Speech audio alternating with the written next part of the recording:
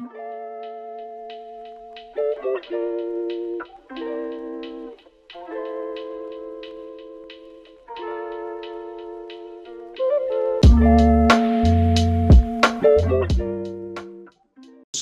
Tally programme this evening, where we're going to be looking with two experts from the NHS at the government's attempts to privatise our National Health Service and national treasure, and the way that they're using the pandemic in particular as an opportunity to increase and accelerate the scale and the rate at which they're doing that. So I'm delighted to welcome this evening Dr. Bob Gill, who is an NHS GP and NHS campaigner, and who has produced a very important film about the privatisation of the NHS, which we'll link to at the end of the show. And Dr. Ranjit Brar, who is a consultant surgeon, vascular surgeon in the NHS, and as with people in any specialty at the moment, is spending a good amount of his time treating people coming into hospital with coronavirus symptoms and complications. Gentlemen, thank you very much for joining us, and welcome. Thank you. Thank you, Steve. The great NHS heist, the government's assault on the NHS, which began essentially the first time that David Cameron got his foot in Downing Street and really crystallised with the 2012 Health and Social Care Act, has become almost part of the fabric of things now, that such that the normal media, for want of a better word, very rarely really touch on what's going on. And yet it is constantly being ratcheted up and accelerated by the Tories as part of their overall plan to get rid of the NHS, which they've never been fans of. And the pandemic, the classic disaster capitalism mode, essentially, where, let's find or make a crisis and we'll exploit that to push forward our own agenda. That's what the Tories are, and the right generally, are notorious for. Bob, you're on the front line on this in NHS general practice. Give us a few minutes as to your experience and what you're seeing happen, please. Great. Well, thanks for inviting me to speak today, Steve. What I think is important for people to understand really how far we've gone down the road of privatization. It didn't start in 2010. It actually started back since Thatcher, back in the late 70s. And, my interest and my campaigning started when, after suffering the closure of one A&E department down the road and seeing my patients struggling to get admitted, there was a threat to another hospital not far away called Lewisham. And they were wanting to close the A&E and maternity services. So that's the beginning of shutting down a whole hospital. And it was at that point, it struck me as nobody was taking into consideration patient safety and providing care. There was something else going on. And that's what stimulated me to try and find out what was going on, because it didn't make sense in a democracy why a government would be acting against the interest of the population. We mustn't consider this as narrowly party political, because all three major parties have played their part over the past 4 decades. And what in effect they're doing is acting on behalf of the City of London and predominantly American corporations, who are becoming increasingly obvious if you care to look. So what was set about 4 decades ago was started off with the outsourcing of non-clinical services under the Thatcher government. And Ken Clarke brought in this idea of an internal market, the fantasy of having market discipline somehow delivering efficiency. Well, we should all know by now that is a complete lie. You just have to look at the test and trace fiasco, and before that, the Royal Liverpool Hospital with Carillion. The whole concept of bringing in private companies to run public services to gain efficiency is a tragic, very powerful myth. I wonder, Bob, I don't want to interrupt your narrative, but just to support that point, I mean, when I remember so clearly, and it's perhaps a slightly anecdotal thing to say, but I remember so clearly when I started working in the NHS, one of the first jobs I had in surgery was at a very prestigious hospital called St. Mark's Hospital. And there was I thinking, this is the NHS. But then right on the top of St. Mark's, you find a Robert and Lisa Sainsbury wing, and they were treated there. It's a very prestigious institute. They're a gift to the NHS. They've built a wing right on the top of the hospital, new wing, purely for private patients. So consultants there can do their normal medicine. They go upstairs to the top at the end of their ward round and do all their private work. And there was always the idea put forward that private medicine is a fantastic supplement to the NHS. It's going to bring more money. Yes, to treat some other people, but by bringing more money, there'll be more for everyone. And that was the general line that was peddled. And what I thought then was, this is the thin end of the wedge. It'll start out that, you have an NHS hospital with a small private wing, but before you know it, you have a privatized hospital with a small public wing. And this is exactly what we're seeing with the increasing privatization now, not just of the peripheral, but of the core services. And that was something I thought 20 years ago. But now I'm really seeing coming into effect. So sorry to interrupt your narrative, Bob. I just thought I'd add that in. Well, before Bob jumps back in, I mean, you mentioned, Bob, that A&E closures are the front end of larger scale downgrading of hospitals, etc. And I think you mentioned Lewisham, and I think it was Dr. Louise Irvin, was it, who was involved in the campaign to save Lewisham Hospital. And I noticed just by chance today that she commented in a Twitter thread about A&E closures, that if Lewisham Hospital had lost its A&E, it would have also lost, along with that, although A&E was the headline, it would have lost around 400 of its beds, which would have been gone for the local community. And the other thing, which I think is, I'm aware of going on at the moment, is the whole St Helier Hospitals trust situation, where, that's one of the places, as I understand it, that the government is claiming is going to be one of its 40 new hospitals that they campaigned on in 2019. And yet what it really amounts to is shutting down 2 hospitals and replacing them with one amalgamated one, which not only happens to be less in capacity than the 2 that it was replacing, but also happens to be right in the middle of the wealthiest part of the area, and as far away as they can get from the poor people who are more likely to need the health interventions. Yeah. So, and all the time they were somehow convincing us that the NHS would be better with smaller and smaller capacity. So we've lost 40,000 beds since the financial crash in 2008, 40,000. We've got the lowest bed capacity in Europe. And no wonder the NHS was close to collapse even before the pandemic. So you have the outsourcing, you have a change in leadership. So you have a huge bloated management which controls the running of the NHS. This is not clinician-led. The clinicians are bound by their contracts, have to do as they're told. That professional autonomy is shrinking by the day. And the way they've managed to get away with selling off hospitals is by saddling the NHS estate with odious debt through private finance initiative. So, and this debt has been a very clever wheeze, because over time it increases in liability. PFI payments are protected. So the NHS Trust, in order to balance its books, has to flog off the land. This is no accident. And one of the things I want people to get across from this discussion is none of this is an accident. That is the one take-home message, that this is very cleverly thought out. In fact, the documents are there. In 1988, Oliver Letwin and John Redwood, formerly of the privatization unit of a major bank, before they became MPs, wrote their key plan for the NHS called Britain's Biggest Enterprise.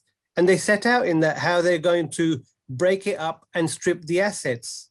And one of the assets, of course, is the land and the buildings. So we get into 2012, which is a major step forward. Again, there was the austerity narrative after the banking crash.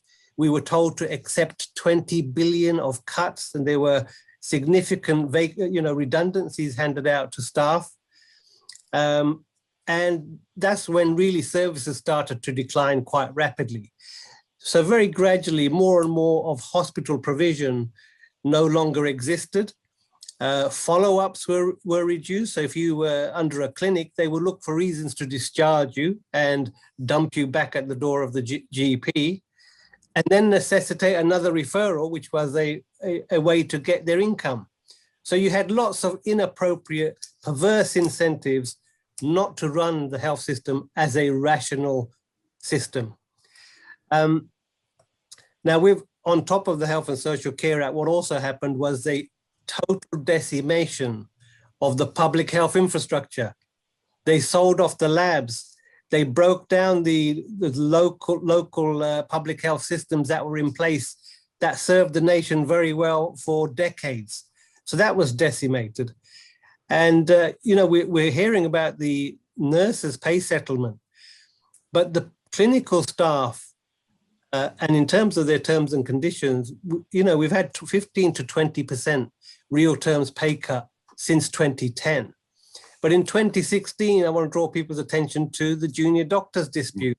Now, this was a chance when newly politicized medics were realizing, look, if our pay and our contract is so damaged as it was proposed, people aren't going to hang around in the NHS. People are going to leave in droves.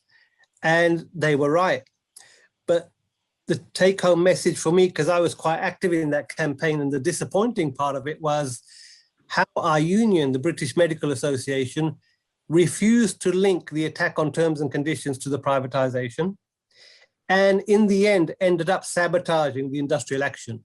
That's absolutely right. The nurses' unions kept quiet. This was a time for the nurses and the doctors to get together and say to the government, one step forward on this trajectory, no more. We've had enough. This is very opportunity that was squandered by the unions. This is very close to my own heart as well, Bob. At that time, I was a junior doctor. I was a registrar, just reaching the end of my training. I was involved in that dispute. It was a time when I've seen a huge upswell in political consciousness, really, for want of a better word. Jeremy Hunt, you know, I said he did very little for the medical profession, but what he gave to the junior doctors was a political consciousness of just how the NHS was being used and fattened up for privatization. 26 was a crucial year for them. As you say, that was a dispute sabotaged, not for the first time, by our own union, the BMA. The BMA, don't forget, is a very conservative professional body whose top leadership regularly become lords and ladies and make themselves, into, they make a nest for themselves within the political establishment. They do so by their connections with the large establishment parties, Labour, Liberal and Conservative. And therefore, the top leadership is not interested in waging a struggle against the prevailing political status quo. And it's not for the first time. That year, 2016, of course, was the same year that they were running Operation Cygnus, which still hasn't been released, despite Musa Qureshi of his organization. What is it again, Bob? 54? I think it's the Cygnus report. Okay, yeah, but I forget the name of his organization, but he's taken the government to court in order to get this report published. But it was that report which basically war-gamed or staged a rehearsal for a pandemic. A pandemic which they modeled on flu, but nevertheless was a pandemic in which they predicted there'd be an increased demand on the NHS. And what they very rapidly found, in the words that we know were the words of the report, that the NHS would fall over in the event of a major pandemic. It would fall over because of reduced bed capacity, reduced staffing, and insufficient PPE. Those were the three things that we know the Cygnus report came up with. And so what was done then to prepare for the eventuality of a pandemic? Well, we know that nothing was done. And at a certain level, there absolutely must have been a political reflection upon this report, because the government at the time, the Conservative government at that time, knew very well the direction in which they were traveling of repeatedly reducing the bed base. Bob said we've lost 40,000 beds since the financial crisis. But if you look at the beginning of this process, since the end of the 1980s, our bed base has gone from 240,000 acute beds to about 120,000 acute beds. So we've halved the bed base of the National Health Service over the last 30 to 40 years. And they must have realized that this was an irreversible direction of travel, but precisely in order to make the NHS had, institutionalized a low capacity, so insufficient capacity to meet the health needs of the population, because then on the basis of that, when a crisis happens, you can further push radical solutions, as we are seeing now, a radical solution I'm sure we'll come to, which is not new actually to anyone who's been involved with this process, but what has been intended for some time, but suddenly Matt Hancock has set up and said we need to reorganize the NHS, we need integrated care models, we need to solve the problem of the waiting list, which is not just the pandemic, but a reduction, a deliberate reduction, systematic reduction in capacity over decades. And so that could be used to further push the process of privatization. So absolutely, this question of reduced capacity and designed under capacity in order to further the agenda is something we've seen throughout the pandemic, but actually for many years before. Yes, I think there's, the problem I hear a lot of health campaigners have is that they tend to, and we touched on this in the chat before the program, they'll accuse the government of incompetence, not of design. But the fact is, the evidence is there that a lot of it is design. And the flat fact of the matter is, if the Tories can't find a crisis and exploit that, sometimes they'll either make one happen or inflict one, or they'll make one up. And Squawk Box cut its teeth back in 2012 with the Stafford Hospital scandal, as it was termed at the time, and that was used by the government to try to advance its agenda then. But actually, what happened there was that there was a statistical anomaly happening in the hospital that made it look like more people were dying than should have done. And the root cause of that was the fact that the hospital tried to cut costs, and therefore decided that it was going to get rid of its clinical coders, its trained clinical coders, who are, for anybody who's not aware, if somebody comes into hospital, essentially they get coded into the system with a list of the things that are wrong with them when they come in. And if you miss off the things that are wrong with them, then and then they die, that looks worse for the hospital than if they were seriously ill and properly coded into the system. So if you go in with a ingrown toenail and you die in a hospital, it doesn't look good. But if you go in and you've got 10 different illnesses, comorbidities going on with that, and any one of those could kill you at any time, and you happen to die in the hospital while you're getting treated for your ingrown toenail, it won't make the hospital look bad. But if you forget to put those codes in, or you don't pay the people to put them in, then one, it made the hospital's death statistics look much worse than they should have been. But also, it cost the hospital a fortune, because people get paid. Hospitals get paid according to the severity of the illness of the people that they're treating. So the crisis became worse, and of course the Tories were all over that then, trying to exploit this, and still do to this day in Parliament sometimes, to try to claim this Stafford Hospital scandal that was largely a mirage that was caused by some dodgy statistics. And the official reports actually said that as well in the end, and admitted it. But the media and the government is still using that as if the reality wasn't the reality. So the disaster management, disaster creation in order to exploit that to drive forward an agenda is a common factor in a lot of areas, but especially in the NHS. We've seen, so Bob will say something, but we've seen also, not just even in the lean years, but even in the fat years, even at the time when we thought that there was massive investment going into the NHS at the beginning of the Blair years, was particularly the time when, in fact, investment came, and this is the way in which the NHS was saddled with so much of its debt. So Blair, Dobson, Milburn were absolutely key in saddling tens of billions of debt. So I think actually only 12 or 13 billion was drawn in from the private sector to finance PFI hospitals, but that had to be repaid back eightfold. So you're talking about 92, 93 billion, and as a repayment, you can, if you and I buy a house and we have to pay back £2 for every pound that we borrow, we feel it's a great injustice. But if you have to pay back 8 times, and then at the end of that you don't own the house, you have to give the house back or buy it again, those, you can imagine that what we're talking about in terms of the impropriety of those contracts, which is really just giving away vast sums of public money to the banking sector. And while that was started with Major in a very small way, the real people who pushed that forward, of course, were Labour under the Blair and Brown years, and that continued even further under the Cameron years. So that debt that has to be repaid, as Bob said, is ring fence. That has to come back from, the budgets of the hospital, the annual working budget of the hospital, and that has a massive ongoing impact on the finances. And as all of the trusts have now been trustified, they're meant to act as independent businesses and have financial propriety. The fact that they're having to be saddled with these debts and find that money means that they're constantly failing, being downgraded in their overall rating, because the financial rating has equal weighting with the clinical rating. So we're developing sink hospitals, failing hospitals, hospitals which are ripe for going in and say, well, something radical needs to be done in order to save it. And there you go. Now we've got these integrated care systems, new streams of funding from the private sector, which will mold with the public sector. And that's the stage at which we're getting to, quite apart from the fact that just so many core services now are being sold off in terms of contracts and have private providers rather than NHS providers delivering the service. Let me throw a question in there then, because I mean, you know, I keep up pretty well with what's going on in the NHS. So this all makes sense to me. I know what it's about. Your average person here in, you know, the Labour health team, whether that's the shadow health secretary or other people in the health team, are extremely, and in fact, I've never heard it happen, that this kind of narrative is brought out by opposition politicians with a specific brief, supposedly to protect the NHS. So why do you think it is that we see these Labour front benches failing to point out what's actually going on?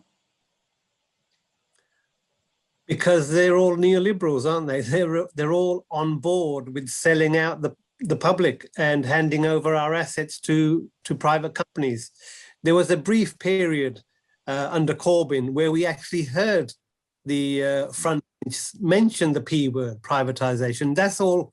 Although it comes out, it's not with the same conviction now. So, you know, in terms of creating a crisis, I just want to go back to what's happened to general practice. So when I started in general practice in 2003, there was a new contract which did several things. It created two types of GP, a partner GP and a salaried GP. Now that model of general practice allowed the more entrepreneurial GP partners to employ several salaried GPs and basically never see a patient again. So there were built-in incentives within the NHS for GPs. They had to, in order to maximize their income, they had to see patients. And the targets and the incentives were aligned so that what was good for the doctor was good for the patient. In 2003-04, they broke those incentives. So the more entrepreneurial GPs could exploit other doctors. And what also happened in 2003 was the outsourcing of out-of-hours general practice to what was first NHS Direct and then became 111. Now all these contracts are tendered out to the private sector. So you have a two-tier GP service. You have a mushrooming bureaucracy. You have more and more people sucking data out of the system. We probably won't have time to talk about data, but this is another honeypot for the corporations, patient data. And we've reached a situation whereby GPs now have been conditioned to chase targets rather than treat their patient. The care of the patients the continuity has more or less been abandoned unless you make a determined effort to hold on to it, as few practices have. And the lockdown has been an opportunity for the government-backed shutting of the front door. So patient access, I kept my doors open throughout the pandemic and did not block access. But patients tell me their relatives and friends have had a horrendous time accessing their GPs. Now, who does that suit? GPs have inadvertently jeopardized and tarnished that relationship that has built up over generations in trusting that your local doctor will always be there and be your advocate. So they've diluted continuity, they've devalued that doctor-patient relationship. And going forward, we heard news of an American company called Centene, which now has acquired 500,000 patients on their books by buying out these entrepreneurial GPs who profited from merging failing practices. Failing practices, why were they failing? Because their finances have been rejigged and the smaller practice cannot cope with the burden of bureaucracy and providing care. So it's all been engineered in terms of a crisis, and you will face a an exodus of experienced doctors who've up to here in terms of change after change after change. And engineered on that, Bob, is the right word, I think, because it's exactly. been designed to get GPs practices ready for the point where American companies particularly, but I'm sure not exclusively, would be interested in hoovering them up because they could make a profit out of it. And that's that was the blueprint way back that wasn't, of course, publicized at the time, but now we're seeing it come to fruition. And when we hear the word integration of care, what they're really meaning is integrating public service budgets, the social care budget, the health budget, pooling it all together for up to 1 million people, and then handing control of that budget to the insurance industry. The end game. And that's why we have in charge of the NHS an expert in this, a man called Simon Stevens, formerly of United Health, America's biggest private insurer. So he's the ideal man for the job. And that's the situation we're in at the moment in terms of general practice. Now, Nico, one of the other NHS activists we've had on the show before, he goes into considerable detail at about the way that the incentives work. They're not perverse from the company's point of view. That's clear. But there are incentives getting built into the system and already built in for doctors, for the whole health system, not to treat people, and they'll actually make more money if they don't treat people, and therefore have plenty of a carrot dangled in front of them to try to ration and divert people away from the treatment that they need. Is that something that you're familiar with on the front line there? Yeah, so it's actually baked into the contract that the BMA heavily promoted and never took a vote of their membership back in 2019. It's called the Primary Care Network Contract. If I share my screen, I'll be able to show you exactly what Nico's referring to. This is an extract. I don't know if you can see that. It's not come up yet. So look.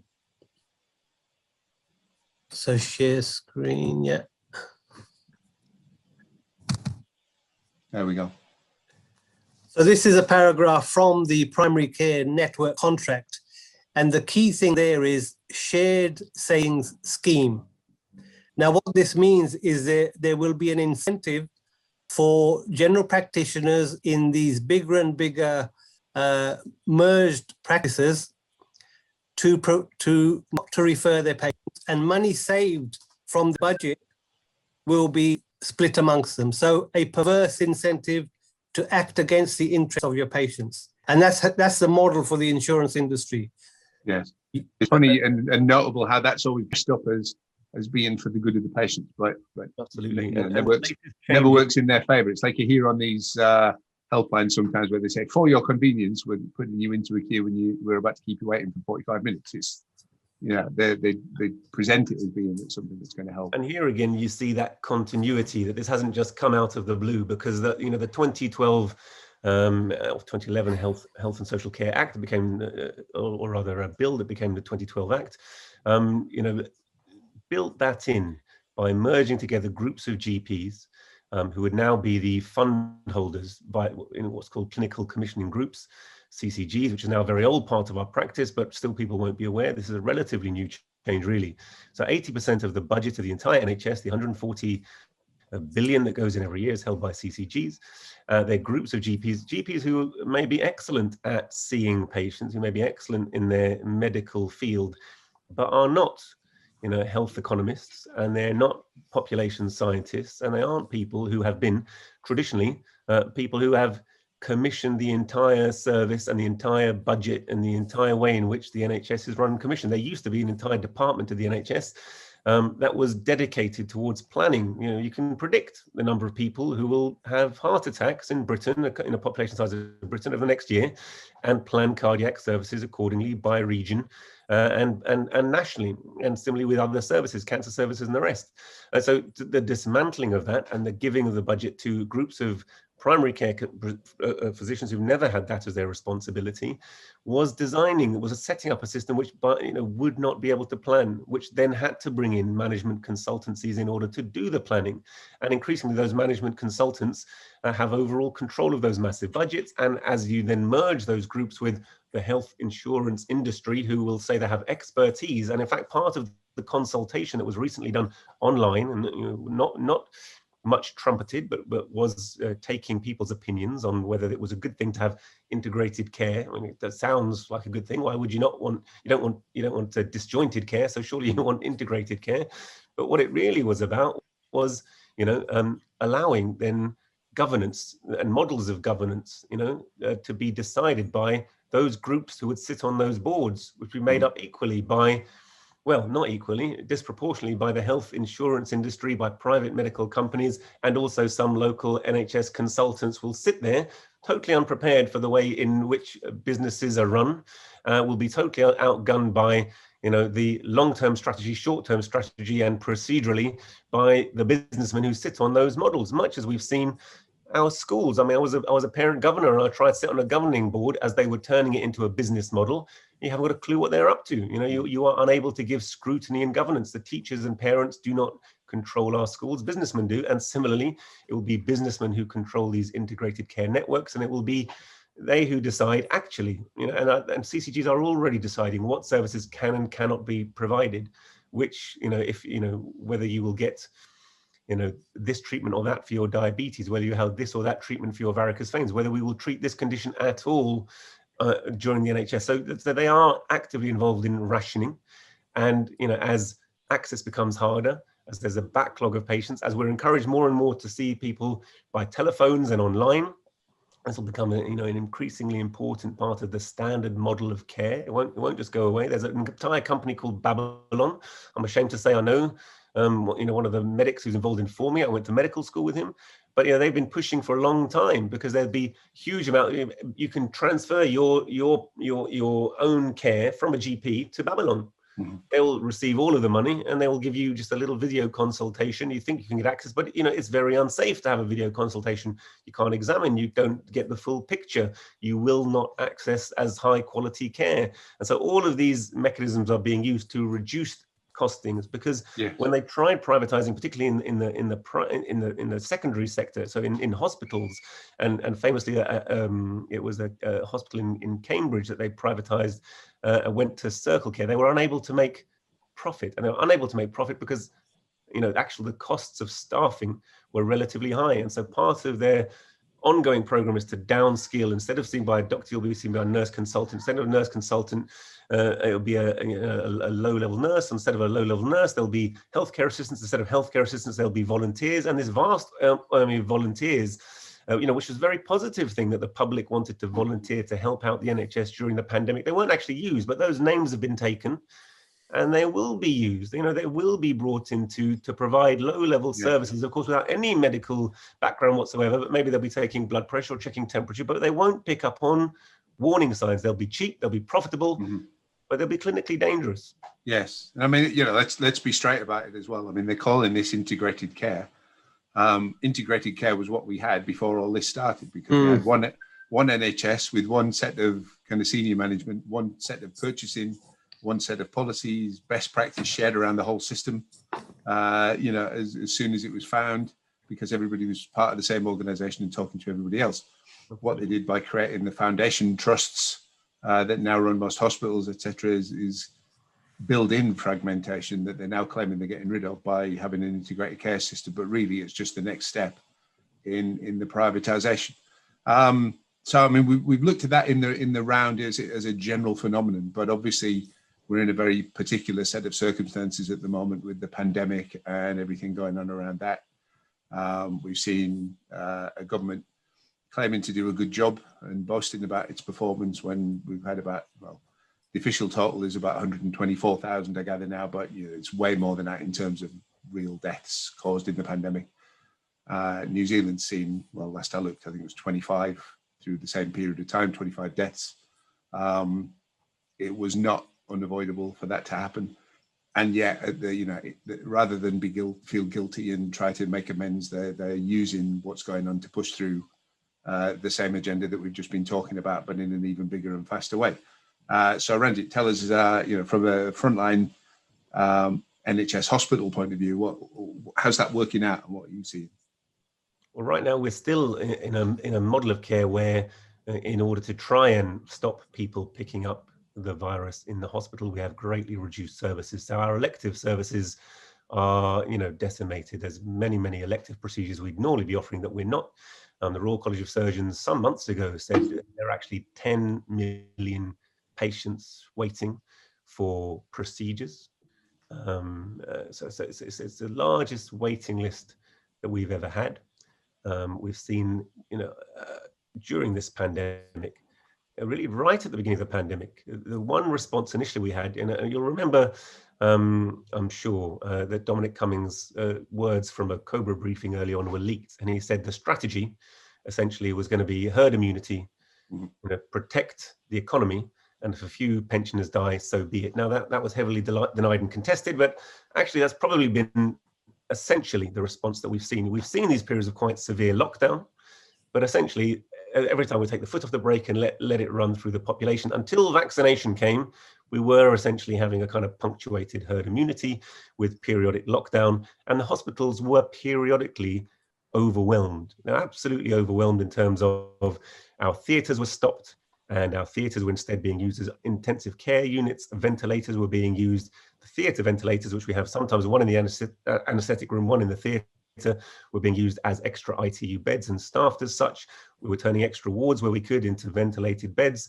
People were being seconded from other services, from surgery, from other areas of medicine into acute medicine to try and help with the patient. So and as a result, not only just pictures of ambulances outside hospitals, which we see every year, but literally the core services were grinding to a halt. And there will be, a big toll to pay for that in terms of people who were not diagnosed in a timely fashion for many diseases, cancer diseases, cardiovascular diseases, stroke diseases, lots of pathological problems which should have received treatment will not have done. So we have seen very clearly, just as 2016 Cygnus operation showed, and we haven't seen those reports, that our hospital system was overwhelmed. So this whole mantra that we've seen, protect the NHS, stay at home, save lives, has not done that. Lots of people we know stayed at home, didn't get adequate care and died at home. We've seen a massive increase in people dying at home without receiving care. Or in care homes. I mean, I'll just interject at that point, the fact that, when Matt Hancock was boasting about protecting the NHS and how many beds they had spare, etc., and how few people were in hospital on ventilators and so on and so on. It was deliberate government policy at that time to protect the NHS by condemning old people to die and vulnerable people to die in care homes, because it was government policy to send people back knowing that they were infected, to keep them out of the NHS if they didn't fit a certain set of criteria, and put them back in care homes that weren't equipped to barrier, nurse them, etc., infect everybody else in the home. And suddenly, there was a directive actually, thousands of deaths. Directives that have come from government rather from clinicians, okay, and that's including triaging patients, because if you're faced with a wartime situation where it's quite a common thing in medicine, in trauma care, a car crash happens in the M1, and suddenly your hospital is inundated by 200 patients who need care all at once. And what do? You have to pick the patients who can have the most minor intervention that you're most likely to save life, to prioritize their treatment, and treat as many as you can, but you have to stratify who you can treat and who you can't treat under those circumstances. We were met with that situation. Suddenly we were in the process of triaging. We can't treat everyone. Everyone who could possibly survive if they had a ventilator weren't going to make a ventilator. So actually guidelines for intensive care treatment were heavily pushed from government, and they were disseminated from our trusts downwards as to who should and shouldn't receive ventilatory care. So, the fact that over 80s and then over 70s, patients who received, who got COVID infections, who had nasty COVID pneumonia, this is severe acute respiratory distress, essentially had very low rates of survival, was used to say, GPs should go and get them to sign in advance directives that they don't want treatment. And if they come into care, well, we simply haven't got enough beds. Under that circumstance, it's not the clinician's fault that they can't instantly provide more services, but that's been baked into the system by that undercapacity. And that's what it really meant. It meant that people did not receive the care they could and shouldn't have done. And it's precisely at those times when the service was overwhelmed, which has been a great part of this pandemic, actually, in reality, contrary to the daily briefings. It meant that actually the death rate from coronavirus was higher than it needed to be.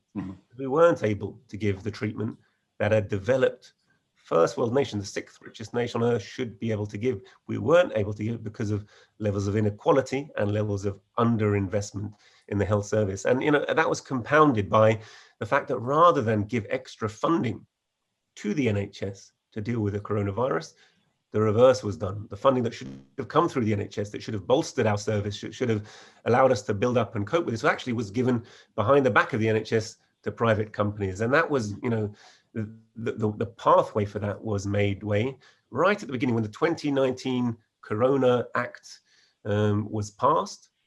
That essentially gave the ability to our Health Secretary, Matt Hancock, who appears so pompously before us on so many occasions, to literally give out hundreds of millions and billions of dollars worth of contracts without scrutiny, without tendering, directly to private companies, with, of course, many of whom we've shown they have a direct improper relationship in terms of their political party, in terms of party donations, but many aren't. I mean, they've got an ethos of just generally giving all the money of the state to the private sector. You wonder what can be their possible advantage, but we've seen so many instances of people who've been in power go out of office and benefit by getting lucrative places on boards of directors, as with the gas privatization and post office privatization and all the rest of it.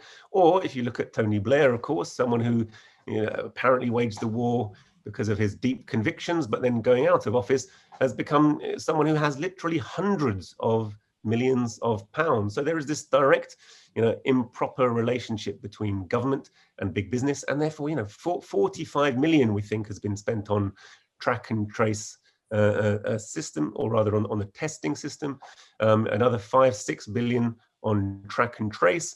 All of these overseen by Tory grandees, all of these going to large private firms who have made an absolute killing without necessarily providing any meaningful public intervention. We know that actually probably 90% of the people who even were tracked were unable to isolate. Many of them felt unwilling to give information to this impersonal service rather than seeing their local NHS, GP, local community nurse, local public health team, who they'd be much happier to interact with, as we've seen from experience in other countries, particularly China, where they were so good at using the non-pharmaceutical measures.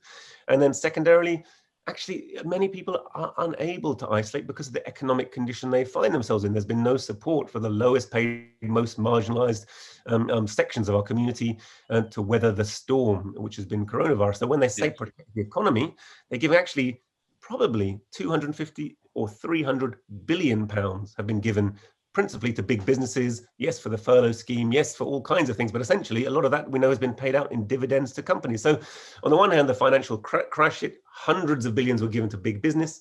On the other hand, the response that should have been NHS was given to a host of private companies. They're too numerous to list, but they're very much in the public domain. I mean, the most egregious example perhaps is that our health secretary gave 250 million to his barman or his neighbor or barman. Every report is slightly different permutation, whether it's his barman, his neighbor who is a barman, but a publican essentially who was a friend of his and a donor to the party got 250 million for something that he had no experience of doing, which was essentially providing little test tubes, little plastic test tubes for testing kits. So this kind of largesse where huge amounts of money has gone not to the NHS who desperately need it, who actually have been starved of resources systematically, and whereas most European nations spend around 12% of their budget on healthcare, we spend around 7 or 8%. So there is a systemic under-resourcing despite the massive numbers involved. But all of that money, tens and hundreds of billions has gone to the private sector and in an unscrutinized way, even illegal under the coronavirus legislation, which says there should be some publication or scrutiny within 30 days. That itself has not been happening. And there's just no accountability. But what we're seeing on the front line, from our point of view, is that whilst we're facing a situation of undercapacity, under-resourcing, understaffing, growing waiting lists, inability to meet demand, and negative outcomes as a result, we're seeing huge amounts of money go around the NHS into the private sector. And of course, huge amounts that goes into the NHS also basically goes inside, in one side and out the other into the private sector in so many ways, innumerable ways, not just the leasing of the buildings, not just the PFI contracts, not just the catering and the cleaning and the provision of meals, but now, if I want a CT scan at night, I'll be phoning a company, maybe based in Australia, they might be based in Hemel Hempstead Industrial Estate, but I'm phoning, you know, an out-of-hours service that's got nothing to do with the hospital that is paid for and contracted services. I'm seeing groups of clinicians say, well, there's no point anymore, you know, staying in the NHS. They're going outside the NHS. They're forming companies, selling services back to the NHS and pocketing tens of millions of pounds, whether they're radiologists or ophthalmologists. I'm seeing more and more and more examples. So, you know,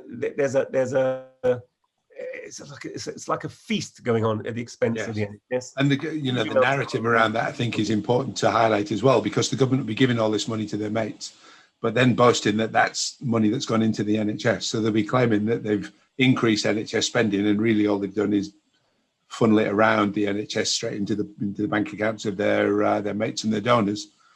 And you know, the media will almost never challenge this narrative when they put it forward. So, you know, your average person in the street who gets their news from the 6 o'clock news bulletin on the BBC, for example, will, you know, be quite likely to think, well, actually, the government's putting a lot more money into the NHS now.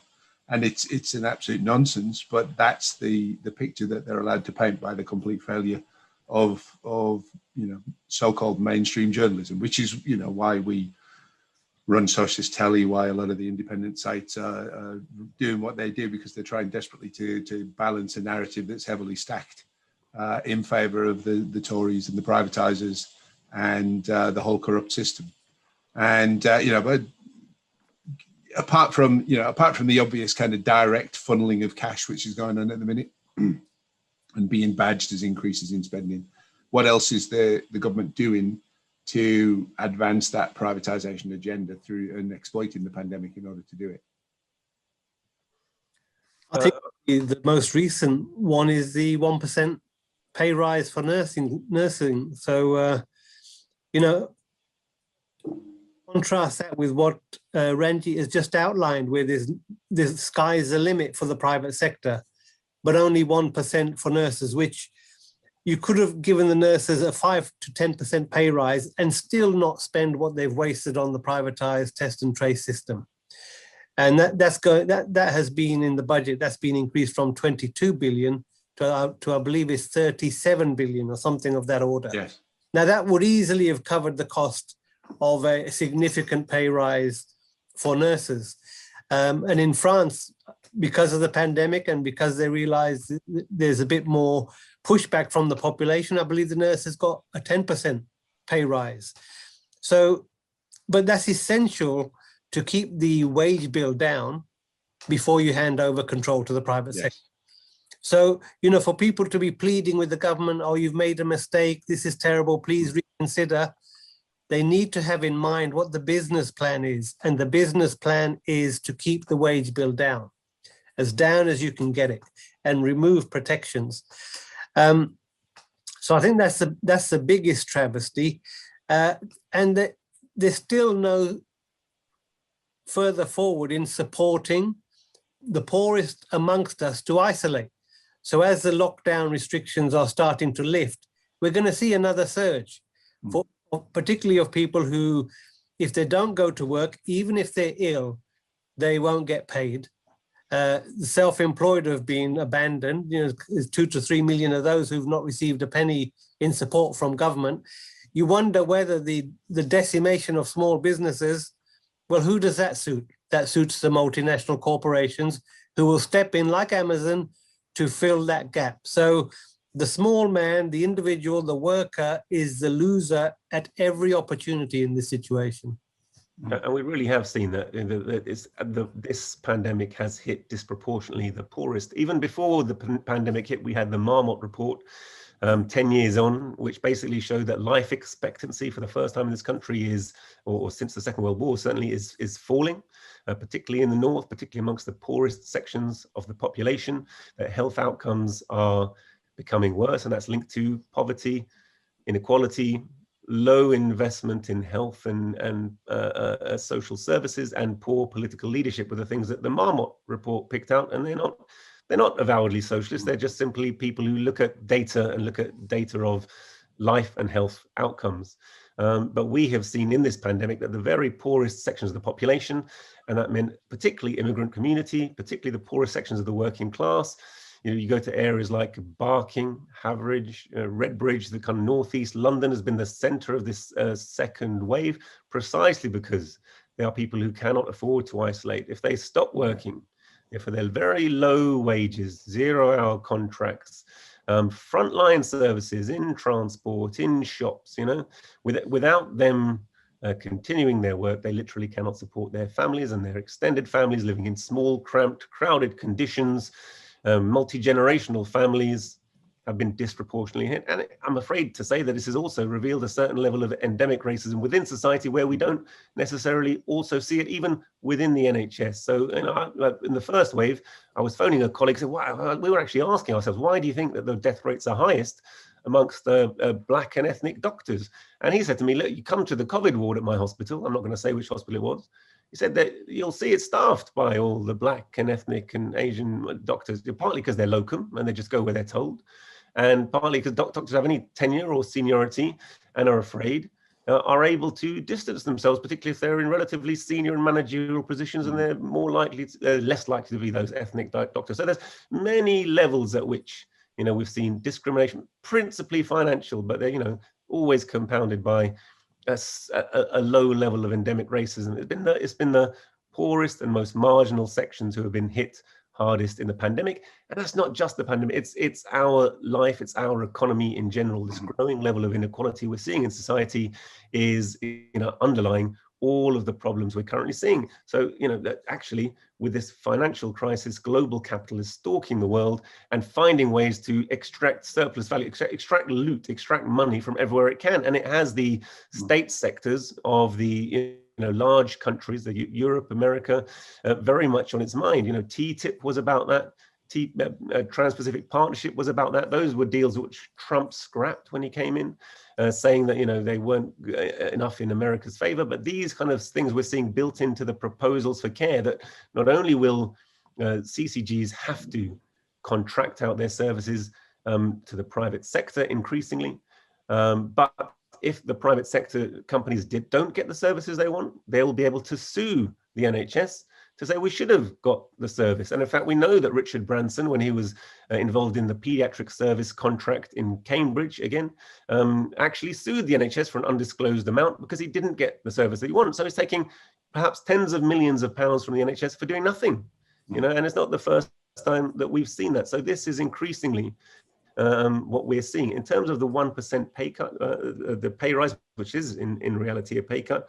I absolutely agree with Bob. There's a fundamental disconnect between the people on the front line who've been providing the services and those who are running the services. It was very interesting to see right at the beginning of the pandemic, Boris Johnson actually realizing the extent to which control has been given away from government to Sir Simon Stevens, to NHS England, and that some of the things they wanted to do, which were actually give away contracts to the private sector, they were not able to do. And again, part of the reorganization will actually keep the private sector involved, but it will get rid of any pretense at scrutiny over the contracting. So they'll be able to carry on this process of just giving away vast sums to the private sector without scrutiny, but this will be generalized and spread throughout the NHS. So again, something that we thought was just an emergency measure will be introduced as a general practice, which will hasten the privatization rather than retard it. So rather than save the NHS as the constant slogan of the government, they really have been relentlessly and constantly attacking the NHS throughout this pandemic. I think that's a good note as we come to the end of the program to round off on. But Bob, I'm going to let you say a quick word about your film and point out where people can find that, because I'm sure people hearing this will want to inform themselves better about what's really going on. And you produced a film that goes into that in some detail. Yeah, so the film, The Great NHS Heist, gives the background to how the NHS over the last 4 decades ended up where it is, and also paints quite clearly the future direction, which is US corporate takeover, specifically the private insurance industry from America. And fantastic. We'll put a link up to that at the end of the show as well, so people can see it. Yeah. And we'll put are you both on Twitter, for example? Can people follow you if they want to? Yeah, Yeah. Twitter. My Twitter handle is Rango, RANGO at. Oh, sorry, Rango 1917, RANGO 1917 at Rango 1917, isn't it? Twitter handle, Yes. isn't it? At Rango 1917. I wonder if you'd be able to just put a little plug for something that I think is a very good idea, which is there's a Corona tax.org, which is a campaign asking for a tax to be placed on the most wealthy individuals, a 5% tax on the most wealthy individuals in society, rather than, as we've seen in the latest budget, actually what they're going to do is, yes, the higher incomes, but they're going to distribute this huge amount of spending, this huge largesse that has gone to the private sector. They will have to repay. You know, there's an idea that they don't have to repay it, but they will have to repay it. They'll repay it by raising the tax in a broad section of workers, whereas actually, and they've talked about raising corporation tax, but that's not going to come for 2-3 years. And we'll see whether it actually ever materializes at all. So there's a plan to raise that money by raising tax actually on quite a broad section of workers. We're saying actually, if you taxed, a handful of individuals, who have net worth over 10 million, you could happily raise tens of billions of pounds, and in that way start to give funding back into the NHS, grant these higher pay rises to frontline workers, whether it's teachers, nurses, healthcare assistants, or indeed doctors. And I think that's a good campaign that I'd ask you to support. I think it's www.coronatax.org. If we could put a plug for that, I'd be really grateful. Superb. Gentlemen, thank you ever so much for your time. It's been a fascinating discussion. And no doubt it won't be too long before we'll be back in touch with you to come and tell us some more about it. Thank you, everybody who's watched as well. I hope you found it as interesting as I have. Take care.